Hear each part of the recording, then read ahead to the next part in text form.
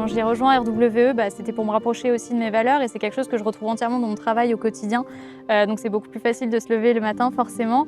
Oui, c'est un joli projet. Ouais. Moi, je suis très fier d'avoir travaillé pour ce projet. Ça nous permet de montrer aux communes à l'extérieur qu'on peut faire sur des terrains qui sont à l'abandon de belles choses.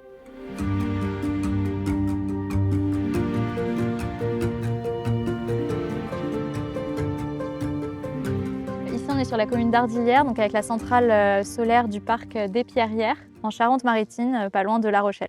Pourquoi la commune d'Ardillières? Parce qu'en fait, elle présentait plusieurs zones en friche et qui étaient en fait initialement d'anciennes décharges. Il y avait vraiment une volonté de notre part de s'implanter sur ce type de zone pour apporter quelque chose à la zone. C'est pas une zone qu'on vient dénaturer. On est également sur une zone qui avait été identifiée de toute façon avec un ensoleillement assez fort. C'est des petites zones qui sont plutôt éclatées sur la commune, donc c'est tout de suite un peu plus complexe et technique, mais c'est aussi tout ce qui fait la richesse de notre métier.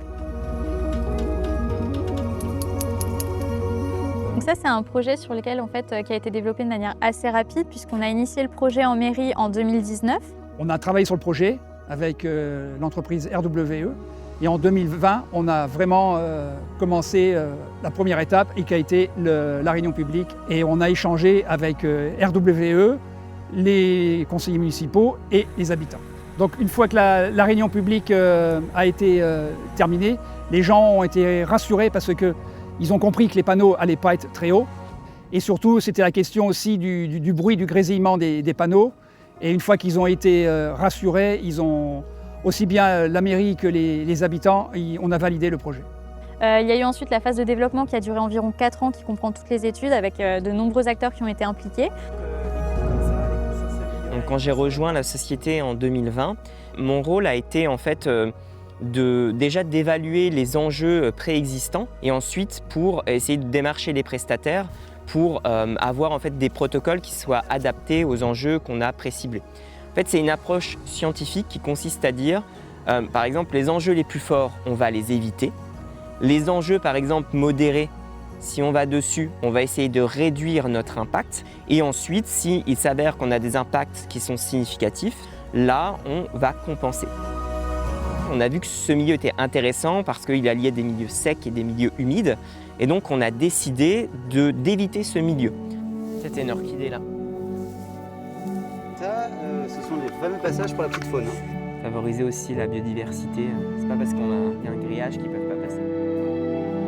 C'est un projet qui fait environ 4 mégas, qui est dispatché sur différentes zones et sur lequel on est parti sur des fondations comme on peut le voir en long green. Donc là, en fait, on vient réellement poser le béton à même le sol. Donc on aura un léger tassement à terme de l'ordre de 5 cm environ, mais on ne vient pas du tout dénaturer le sol, on ne vient pas creuser pour mettre du béton dedans. C'est vraiment une fondation qui est superficielle.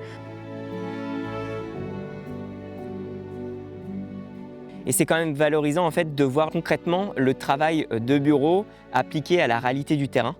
D'ailleurs, ce projet a été sélectionné par le groupe pour mettre en place des mesures supplémentaires afin d'avoir un gain net favorable à la biodiversité. RWE France a comme ambition de s'ancrer un peu plus aussi dans le développement du solaire. On a beaucoup de projets là qui sont actuellement en développement, quelques-uns qui démarrent en construction. La réussite du projet sur la commune, ça nous permet financièrement de pouvoir faire quelques travaux sur la commune chaque année qu'on n'aurait pas pu faire sans avoir cet argent-là. Notamment rénover les bâtiments communaux, l'école surtout. C'est super parce que maintenant que le projet est terminé, on a valorisé le site et ça nous permet aussi d'alimenter 1500 foyers. Alors c'est un modèle qui pourrait être reproductible, mais après chaque projet est unique parce que chaque géographie est unique. Il faudra redesigner le projet vraiment pour qu'il s'inscrive entièrement dans son environnement. Et c'est pour ça d'ailleurs qu'on est autant impliqué dans la phase de développement, de design, etc. C'est vraiment pour pouvoir adapter au maximum le projet aux enjeux spécifiques du site et in fine pour maximiser également le rendement suivant l'ensoleillement sur le site. On a d'une part la préservation de la biodiversité, mais aussi de produire une énergie qui est décarbonée. Et c'est pour ça que je suis très fier en fait, de travailler sur ce type de projet, et notamment du coup sur le parc solaire des Pierrières. Donc moi c'est mon premier projet RWE, donc c'est vraiment une fierté personnelle.